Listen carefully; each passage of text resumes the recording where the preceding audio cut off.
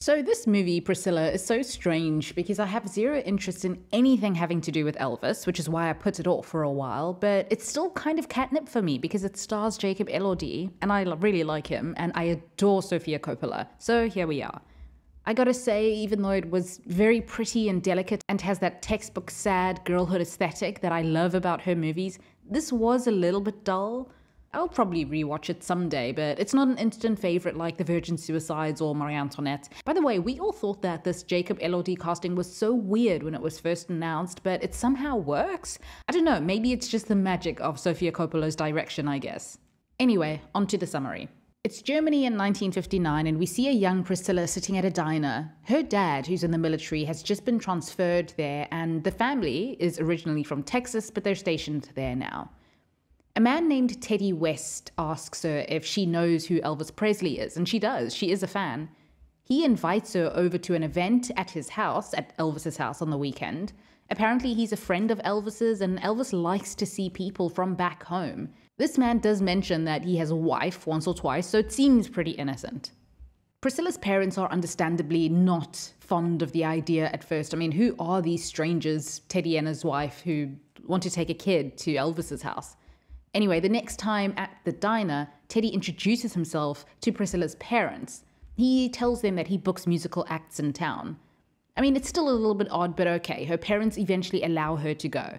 Priscilla and Elvis meet at the party, and he comments that she's just a baby when she tells him that she's in grade 9. I mean, she has a nice enough time there, though, and Elvis entertains the crowd with some songs. One day, Terry calls Priscilla at home and tells her that Elvis would like to see her again. She goes to the house again, and Elvis tells her that he likes talking to her. They can go to his room because it's a little quieter there. He reassures her that he doesn't want to do anything untoward. He just misses talking to people from back home, and he talks about how he misses his mother who recently passed away. He says that his mother would have liked Priscilla, and both he and Priscilla admit that they are homesick. Then Elvis kisses her. So Priscilla and Elvis start seeing each other, and her parents aren't happy about it. So he comes over to her parents' house, and he says that he's very fond of Priscilla, and he eventually gets Priscilla's father's blessing to take her out to a movie. But her dad says to have her home by 10. Elvis confesses his dreams and his fears to her. Then at the end of the date, he gives her a pill to help her stay awake. And this could be because their date is on a school night and he doesn't want her to fall asleep at school. Throughout the movie, the parents do sometimes wonder why this man, who has this pick of women, would want to be with this 14-year-old girl. And we're going to see their dynamic a little bit later on, which does explain some of it. But this is not the movie that's going to have you completely outraged the whole time about the age gap. While it is a strange and uncomfortable fact that's always there, it's certainly not an indictment of Elvis and his potentially predatory relationship with her. But it's also by no means romanticized. The story is told from Priscilla's point of view, though, so we get to see the very real and damaging effects of this relationship through her eyes. And obviously also the parts that she perceives as the good. The love that they shared and their friendship, the way he cared for her. They have their first Christmas together, and he gifts her with a watch, and he leaves, promising that he won't forget her. Anyway, Priscilla stays behind with a broken heart. Her parents hope that Elvis will move on to somebody his own age, but unfortunately for them, he does not forget her. He calls a while later, and he says that he wants her to come and visit him in Memphis.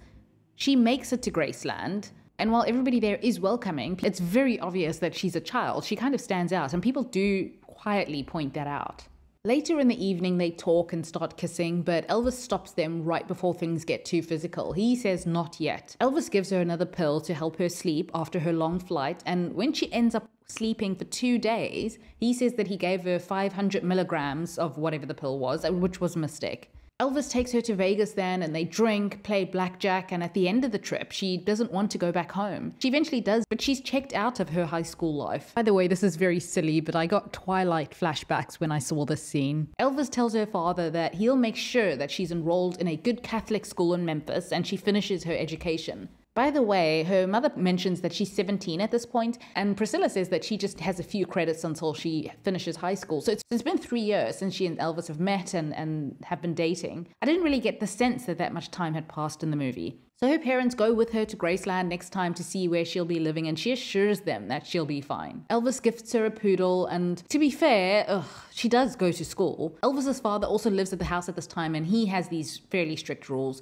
She has everything she needs, but she is lonely. She wants to get a part-time job at a boutique because she thinks it might be fun, because she is pretty isolated. But Elvis says no, she needs to be there for him when he calls. Eventually Elvis comes home, and the dynamic is as odd as you can imagine. And she feels threatened by talk of his ex because his ex was older. Later, when she tries to take things further with Elvis in the bedroom, he stops them and he says that they can't get too carried away. She mentions Anita then, the ex, that she's sure that he went further with her. And Elvis points out their age difference, which is pretty frustrating for her.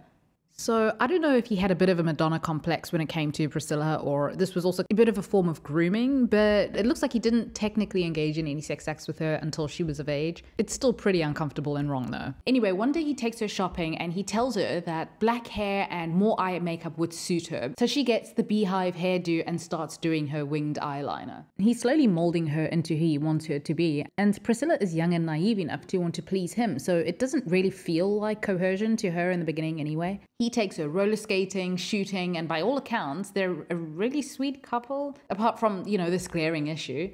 Also, their days are very mismatched. She wakes up and takes an upper before going to school in the mornings, and then she brings him breakfast or lunch in the afternoons when she's back at 4 p.m. and he wakes up for the day. She's also kind of forming a habit with pills. We see her take them more than once in the mornings before school. But in this movie, at least, her use doesn't escalate to the point where it becomes a real problem. She gets a warning then from one of the nuns at her school that she needs to keep up her work in order to graduate. She's slipping. But Graceland is hardly the place where she can focus on work when there are parties going on downstairs. During her final test, she bribes a classmate with an Elvis meeting in exchange for letting her copy from the girl. Priscilla obviously eventually graduates, and she has no real friends. She mostly celebrates and lives her life with Elvis and his entourage.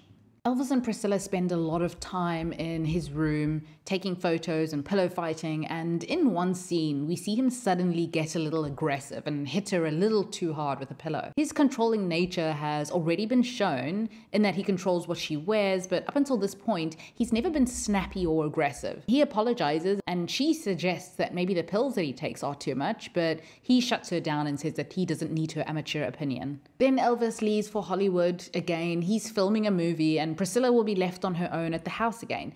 She wants to come out to visit him, but he says no, she needs to keep the home fires burning. She does end up showing up in Hollywood though. She's worried about these tabloid rumors about him and his co-stars, but he sends her away. He later tells her that he got caught up and she's the only girl for him. He apologizes for cheating. They make up and they have a happy summer. Then she finds a letter, evidence of another affair. Elvis flies off the handle and shouts that she needs to go and stay with her parents for a while. As usual though, they end up making up. Life isn't happy at Graceland though. Elvis is frustrated creatively. He's growing increasingly more aggressive and violent. He doesn't put his hands on her, but he does throw things in her direction and he scares her. Priscilla gets to the point where she's kind of done with it, also because she wants Elvis to desire her, and he refuses to. And the fact that he seems to be having these affairs with his co-stars and not desiring her as a woman is a problem.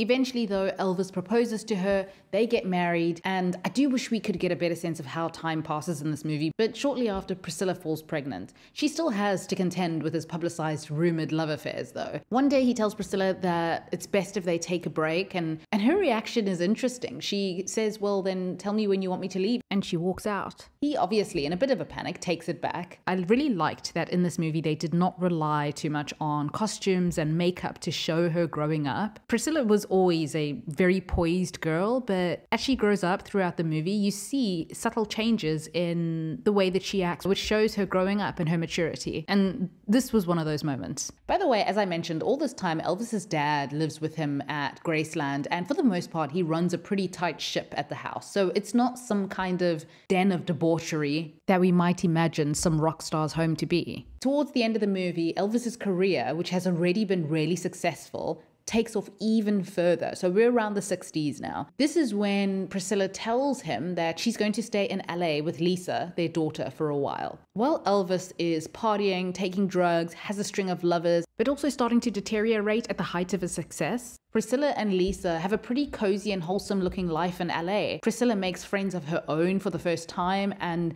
at one point it seems as though they're going to reunite, but Priscilla tells Elvis that she's leaving him. The final shot of the movie is Priscilla finally driving away and leaving Graceland. Of course, we also see that she has her natural hair color again, she's wearing the clothes that she chooses, and yeah, she's going to be her own woman. That is Priscilla.